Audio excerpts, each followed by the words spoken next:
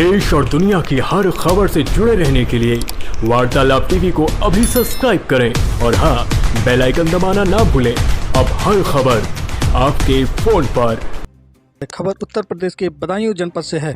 असुद्दीन ओवैसी पर हुए जानलेवा हमले के मामले में उनके ही मोर्चे के बाबू सिंह कुशवाहा ने सनसनीखेज का खुलासा किया है। उन्होंने बदायूं में बिसौली सीट से जन अधिकार पार्टी की प्रत्याशी रेखा चंद्रा के समर्थन में हुई जनसभा में खुलासा किया कि उनको और ओवैसी को हमले से 3 दिन पहले धमकियां मिल रही थी। उन्होंने मंच से बोलते हुए कहा कि असुद्दीन ओवैसी पर हमले से 3 दिन पहले उन्होंने मुझे बताया, जब से हमने मोर्चा बनाया है तब से जान से मारने की धमकियां मिल रही हैं। मैंने भी उनको बताया कि मुझे भी धमकियां मिल रही हैं। हमने धमकियों को मजाक समझा, मगर हमला हो गया और धमकी सही साबित हुई। पूछे जाने पर जब आपको पहले से धमकियां मिल रही थी तो शिकायत क्यों नहीं की? उन्होंने कहा कि हमने धमकियों को मजाक समझा और लगा कि कोई खुराफाती होगा, लेकिन ओवैसी पर हमला रेकी करके हुआ। सहारनपुर से ही लोग उनके पीछे लगे थे। टोल प्लाजा से गाड़ी गुजरेगी, यह हमलावरों को पहले से ही पता था। ओवैसी के सुरक्षा वापस करने के सवाल पे उन्होंने बताया कि वे हिंसा में यकीन नहीं रखते, इसलिए सुरक्षा वापस कर दी। कार्यक्रम में वे इसलिए शामिल नहीं हुए, उनके दूसरे जगह कार्यक्रम लगे हुए थे। कुशवाहा जी, बताइएगा कि आज आप यहाँ आए और आपने एक ये बड़ा जिक्र किया कि ओवैसी जी को ये मोर्चा बनाने के बाद धमकी मिली और उन्होंने इसका जिक्र 3 दिन पहले किया। ओवैसी साहब को धमकी 3-4 दिन दी गई लगातार। उन्होंने इस घटना के 3 दिन पहले मुझसे जिक्र किया था। अच्छा, धमकी हमको भी दी गई तो हमको ऐसे लगा कि कोई भाई शरारती तत्व होंगे, वो धमकी दे रहे होंगे, तो हम लोगों ने उस पर ध्यान नहीं दिया।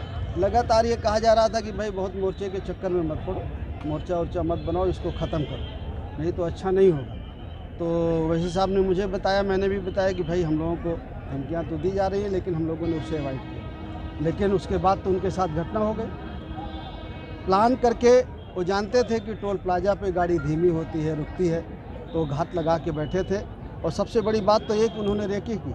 उनकी सहारनपुर मीटिंग में थे, वो मेरठ मीटिंग में थे, मुरादाबाद मीटिंग में थे, रेकी करके उन्होंने ये हमला किया। तो क्या लगता है आपको किसकी साजिश है? देखिए, जो 2 लोग पकड़े गए हैं तो उनकी फ़ोटो कुछ लोगों ने बताई कि कुछ सत्ता पक्ष के लोगों के तरफ इशारा था, लेकिन ये जांच का विषय है। जांच करके जो उसके पीछे साजिश है उसका खुलासा होना चाहिए और सख्त कार्रवाई। तो देखिए, लोकतंत्र में हिंसा की कोई जगह नहीं।